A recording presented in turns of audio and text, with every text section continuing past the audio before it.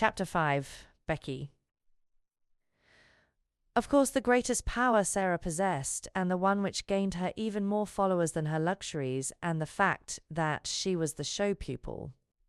The power that Lavinia and certain other girls were most envious of, and at the same time most fascinated by in spite of themselves, was her power of telling stories, and of making everything she talked about seem like a story, whether it was one or not. Anyone who has been at school with a teller of stories knows what the wonder means, how he or she is followed about and besought in a whisper to relate romances, how groups gather round and hang on the outskirts of the favoured party in the hope of being allowed to join in and listen. Sarah not only could tell stories, but she adored telling them. When she sat or stood in the midst of a circle and began to invent wonderful things, her green eyes grew big and shining, her cheeks flushed, and without knowing that she was doing it, she began to act and made what she told lovely or alarming by the raising or dropping of her voice, the bend and sway of her slim body, and the dramatic movement of her hands. She forgot that she was talking to listening children. She saw and lived with the fairy folk, or the kings and queens and beautiful ladies whose adventures she was narrating. Sometimes, when she had finished her story, she was quite out of breath with excitement, and would lay her hand on her thin, little, quick-rising chest, and half laugh, as if at herself. When I am telling it, she would say, "It doesn't seem as if it was only made up. It seems more real than you, or more real than the schoolroom. I feel as if I were all the people in the story, one after the other. It is queer." She had been at Miss Minchin's school about 2 years when one foggy winter's afternoon, as she was getting out of her carriage, comfortably wrapped up in her warmest velvet sand furs, and looking very much grander than she knew, she caught sight, as she crossed the pavement, of a dingy little figure standing on the area steps, and stretching its neck so that its wide open eyes might peer at her through the railings. Something in the eagerness and timidity of the smudgy face made her look at it, and when she looked she smiled because it was her way to smile at people. But the owner of the smudgy face and the wide open eyes evidently was afraid that she ought not to have been caught looking at pupils of importance. She dodged out of sight like a jack-in-the-box and scurried back into the kitchen, disappearing so suddenly that if she had not been such a poor little forlorn thing, Sarah would have laughed in spite of herself. That very evening, as Sarah was sitting in the midst of a group of listeners in a corner of the schoolroom telling one of her stories, the very same figure timidly entered the room, carrying a coal box much too heavy for her, and knelt down upon the hearthrug to replenish the fire and sweep up the ashes. She was cleaner than she had been when she peeped through the area railings, but she looked just as frightened. She was evidently afraid to look at the children, or seemed to be listening. She put on pieces of coal cautiously with her fingers, so that she might make no disturbing noise, and she swept about the fire irons very softly, but Sarah saw in 2 minutes that she was deeply interested in what was going on, and that she was doing her work slowly in the hope of catching a word here and there. And realizing this, she raised her voice and spoke more clearly. The mermaids swam softly about in the crystal green water and dragged after them a fishing net woven of deep-sea pearls. She said.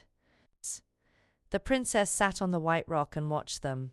It was a wonderful story about a princess who was loved by a prince merman and went to live with him in shining caves under the sea.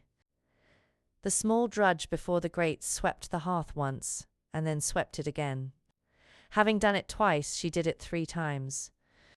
And as she was doing it the 3rd time, the sound of the story so lured her to listen that she fell under the spell and actually forgot that she had no right to listen at all, and also forgot everything else.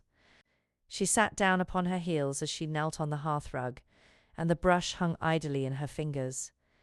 The voice of the storyteller went on and drew her with it into winding grottos under the sea, glowing with soft, clear blue light and paved with pure golden sands. Strange sea flowers and grasses waved about her, and far away faint singing and music echoed. The hearth brush fell from the work-roughened hand, and Lavinia Herbert looked round. "That girl has been listening," she said. The culprit snatched up her brush and scrambled to her feet. She caught at the coal box and simply scuttled out of the room like a frightened rabbit. Sarah felt rather hot-tempered. She? I knew she was listening, she said. Why shouldn't? Lavinia tossed her head with great elegance. Well, she remarked, I do not know whether your Mama would like you to tell stories to servant girls, but I know my Mama wouldn't like me to do it. My Mama, said Sarah, looking odd. I don't believe she would mind in the least. She knows that stories belong to everybody. I thought, retorted Lavinia, in severe recollection, that your Mama was dead. How can she know things? Do you think she doesn't know things? Said Sarah, in her stern little voice. Sometimes she had a rather stern little voice. Sarah's Mama knows everything, piped in Lottie. So does my Mama, except Sarah is my Mama at Miss Minchin's. My other one knows everything. The streets are shining, and there are fields and fields of lilies, and everybody gathers them. Sarah tells me when she puts me to bed. You wicked thing, said Lavinia, turning on Sarah, making fairy stories about heaven. There are much more splendid stories in Revelation, returned Sarah. Just look and see. How do you know mine are fairy stories? But I can tell you, with a fine bit of unheavenly temper, you will never find out whether they are or not, if you're not kinder to people than you are now. Come along, Lottie. And she marched out of the room, rather hoping that she might see the little servant again somewhere, but she found no trace of her when she got into the hall. Who is that little girl who makes the fires? She asked. Mariette that night. Mariette broke forth into a flow of description. Ah, indeed, Mademoiselle Sarah might well ask. She was a forlorn little thing who had just taken the place of scullery maid, though as to being scullery maid, she was everything else besides. She blacked boots and grates, and carried heavy coal scuttles up and down stairs, and scrubbed floors and cleaned windows, and was ordered about by everybody. She was 14 years old, but was so stunted in growth that she looked about 12. In truth, Mariette was sorry for her. She was so timid that if one chanced to speak to her, it appeared as if her poor, frightened eyes would jump out of her head. What is her name? Asked Sarah, who had sat by the table with her chin on her hands as she listened absorbedly to the recital. Her name was Becky. Mariette heard everyone below stairs calling, Becky, do this and Becky, do that, every 5 minutes in the day. Sarah sat and looked into the fire, reflecting on Becky for some time after Mariette left her. She made up a story of which Becky was the ill-used heroine. She thought she looked as if she had never had quite enough to eat. Her very eyes were hungry. She hoped she should see her again, but though she caught sight of her carrying things up or downstairs on several occasions, she always seemed in such a hurry and so afraid of being seen that it was impossible to speak to her. But a few weeks later, on another foggy afternoon, when she entered her sitting-room, she found herself confronting a rather pathetic picture. In her own special and pet easy-chair before the bright fire, Becky, with a coal smudge on her nose and several on her apron, with her poor little cap hanging half off her head, and an empty coal-box on the floor near her, sat fast asleep, tired out beyond even the endurance of her hard-working young body. She had been sent up to put the bedrooms in order for the evening. There were a great many of them, and she had been running about all day. Sarah's room she had saved until the last. They were not like the other rooms, which were plain and bare. Ordinary pupils were expected to be satisfied with mere necessaries. Sarah's comfortable sitting-room seemed a bower of luxury to the scullery maid, though it was in fact merely a nice bright little room. There were pictures and books in it, and curious things from India. There was a sofa, and the low, soft chair. Emily sat in a chair of her own with the air of a presiding goddess, and there was always a glowing fire and a polished grate. Becky saved it until the end of her afternoon's work, because it rested her to go into it, and she always hoped to snatch a few minutes to sit down in the soft chair and look about her, and think about the wonderful good fortune of the child who owned such surroundings, and who went out on the cold days in beautiful hats and coats one tried to catch a glimpse of through the area railing. On this afternoon, when she had sat down, the sensation of relief to her short, aching legs had been so wonderful and delightful that it had seemed to soothe her whole body, and the glow of warmth and comfort from the fire had crept over her like a spell, until, as she looked at the red coals, A tired, slow smile stole over her smudged face. Her head nodded forward without her being aware of it. Her eyes drooped, and she fell fast asleep. She had really been only about 10 minutes in the room when Sarah entered, but she was in as deep a sleep as if she had been, like the Sleeping Beauty, slumbering for 100 years. But she did not look, poor Becky, like a Sleeping Beauty at all. She looked only like an ugly, stunted, worn-out little scullery drudge. Sarah seemed as much unlike her as if she were a creature from another world. On this particular afternoon she had been taking her dancing lesson, and the afternoon on which the dancing master appeared was rather a grand occasion at the seminary, though it occurred every week. The pupils were attired in their prettiest frocks, and as Sarah danced particularly well, she was very much brought forward, and Mariette was requested to make her as diaphanous and fine as possible. Today, a frock the colour of a rose had been put on her, and Mariette had bought some real buds and made her a wreath to wear on her black locks.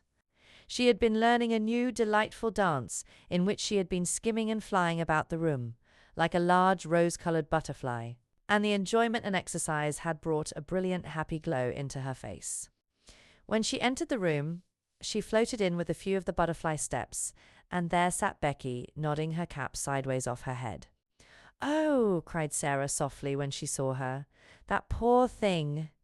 It did not occur to her to feel cross at finding her pet chair occupied by the small, dingy figure. To tell the truth, she was quite glad to find it there. When the illused heroine of her story wakened, she could talk to her. She crept toward her quietly and stood looking at her. Becky gave a little snore. "I wish she'd waken herself," Sarah said. "I don't like to waken her. But Miss Minchin would be cross if she found out.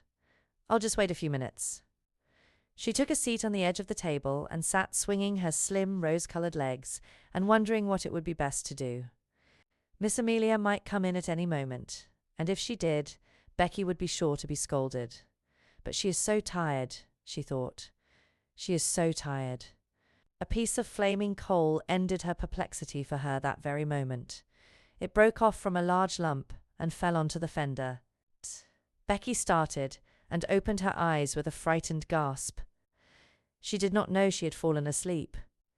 She had only sat down for one moment and felt the beautiful glow, and here she found herself staring in wild alarm at the wonderful pupil, who sat perched quite near her, like a rose-coloured fairy, with interested eyes. She sprang up and clutched at her cap. She felt it dangling over her ear, and tried wildly to put it straight. Oh, she had got herself into trouble now with a vengeance. To have impudently fallen asleep on such a young lady's chair. She would be turned out of doors without wages. She made a sound like a big breathless sob. Oh, miss, she stuttered. "I asked your pardon, miss." "Oh, I do, miss." Sarah jumped down and came quite close to her. "Don't be frightened," she said, quite as if she had been, speaking to a little girl like herself.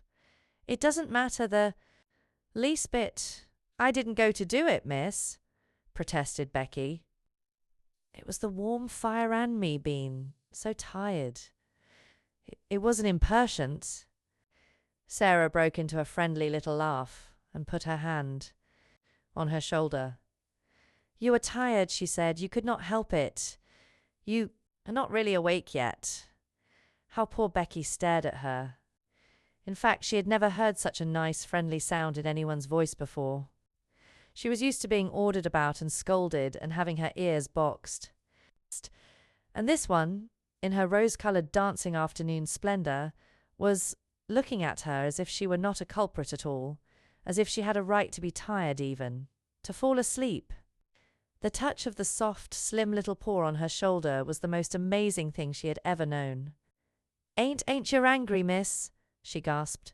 "Ain't you going to tell the missus?" "No," cried out Sarah. "Of course I'm not."